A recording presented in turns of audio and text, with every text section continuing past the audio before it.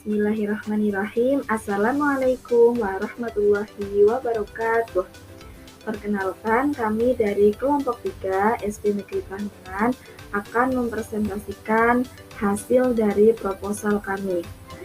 Proyeknya bernama Menumbuhkan Minat Baca Read Aloud Orang Tua Terhadap Anak, yang beranggotakan saya sendiri, Risna Susanti, Laila Kurniawati, Rizka Nadia Saputri, Desti Dwi Cahyani, dan Ulfatur Rahmah. Untuk latar belakangnya, membaca merupakan salah satu dari 4 komponen keterampilan berbahasa, yaitu menyimak, berbicara, dan menulis. Dalam dunia pendidikan, membaca merupakan hal yang sangat penting, karena semua proses belajar hampir dikatakan tidak mungkin dilepaskan dari kegiatan membaca.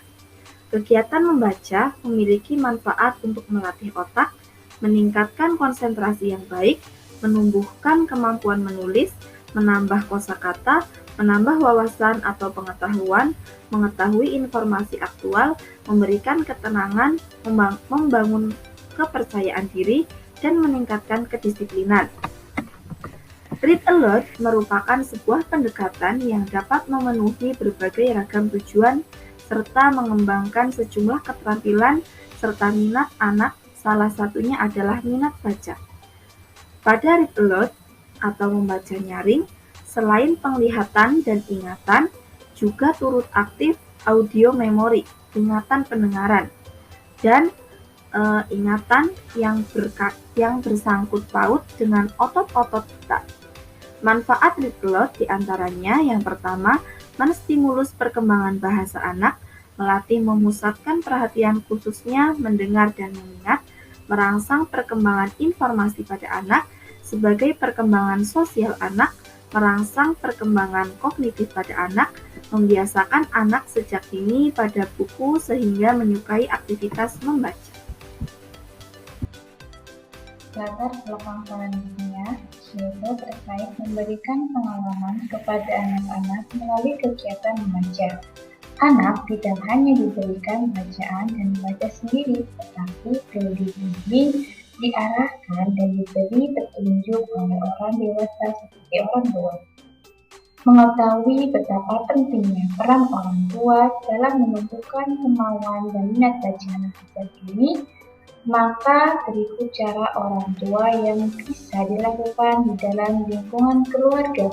Di antaranya, menyediakan waktu luang untuk membacakan buku pada anak setiap hari, kemudian menyediakan anak berbagai buku bacaan, lalu bisa juga dengan menyediakan waktu membaca bersama keluarga, bisa juga dengan memberikan dukungan pada berbagai aktivitas membaca anak dan mengajak anak pergi ke perpustakaan dan juga bisa mengikuti perkembangan membaca anak.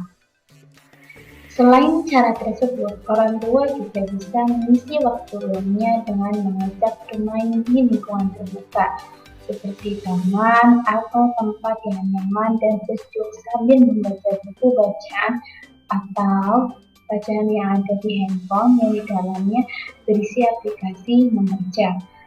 Selain minat baca, teknik membaca juga penting diterapkan sejak dini. Hal ini akan menjadikan anak bervariatif dalam membaca. Anak akan mengekspresikan teks bacaan sesuai dengan intonasi yang ada pada cerita, sehingga cara bacanya menjadi tidak bosan, ceritanya menjadi hidup. Teknik ini disebut dengan read aloud atau membaca nyaring sesuai dengan intonasi teks bacaan. Berdasarkan uraian di atas, maka peran orang tua sangatlah penting di dalam menumbuhkan kemauan dan minat baca anak sejak dini. Orang tua sebagai pusat pendidikan dalam melaksanakan pendidikan di keluarga sudah selayaknya sadar akan perannya untuk membantu meningkatkan kualitas pengetahuan pada anak. Orang tua bisa mempraktikannya dengan didasari pada ilmu teori terkait mendidik anak sejak dini untuk mencintai kebiasaan membaca. Tujuan program. Tujuan dari program ini yaitu 1. Untuk menumbuhkan minat membaca orang tua, 2. Untuk memberikan pengetahuan kepada orang tua manfaat dari membaca, 3. Mengajak orang tua membacakan buku untuk anak. Yang keempat, untuk mengajak orang tua mengikuti kegiatan literasi. Tantangan program ini yaitu 1. Peserta didik dituntut untuk mengikuti perkembangan zaman, seperti anak sudah bisa membaca sebelum masuk SD. Jadi biasanya sebelum masuk SD kelas 1 itu ada tes baca tulis hitung. Yang kedua, adanya tuntutan kecakapan literasi baca tulis abad ke-21. Yang ketiga, peserta didik diharapkan memiliki wawasan dan keterampilan membaca yang baik supaya dapat memahami informasi.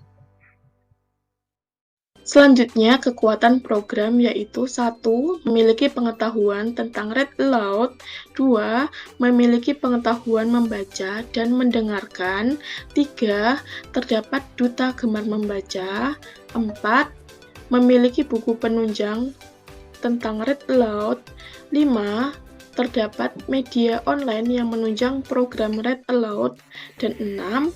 Memiliki semangat yang tinggi dari kami sebagai tim untuk melaksanakan kegiatan menumbuhkan minat baca read aloud orang tua terhadap anak.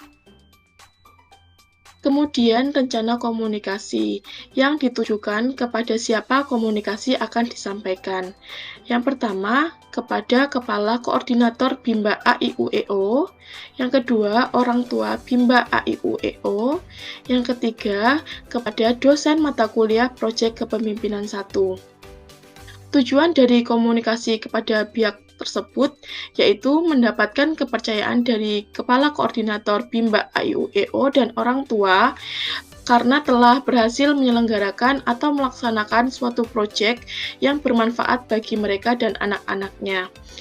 Kemudian, media komunikasi yang digunakan yaitu pertemuan tatap muka dengan Kepala Koordinator Bimba AIUEO, orang tua, dan dosen.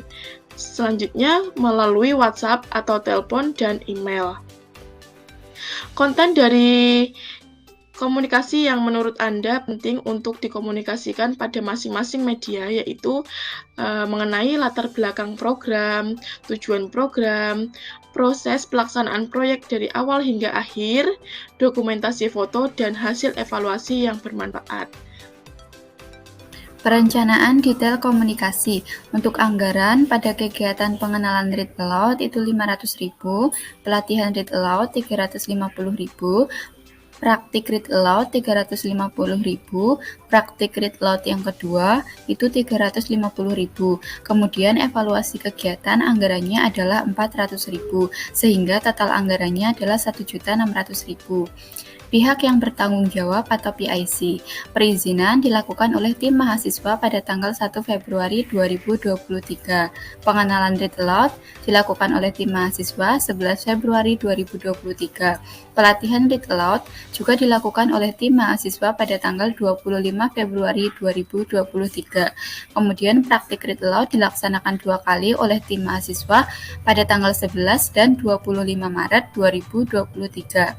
Evaluasi kegiatan dilakukan oleh tim mahasiswa pada tanggal 31 Maret 2023. Dokumentasi foto dan video dilakukan oleh Rizka Nadia Saputri pada setiap kegiatan. Publikasi foto dan video di media sosial dilakukan oleh Lailia Kurniawati pada 4 hari setelah kegiatan. Kemudian mencetak laporan tertulis dilakukan oleh Lisna Susanti pada akhir kegiatan. Selanjutnya ada jobdesk anggota kelompok, yaitu Desti Dwi Cahyani sebagai koordinator, Lisna Susanti sebagai sekretaris, Lailia Kurniawati sebagai bendahara, Rizka Nadia Saputri sebagai divisi acara, dan Ulfatur Rohmah sebagai divisi humas.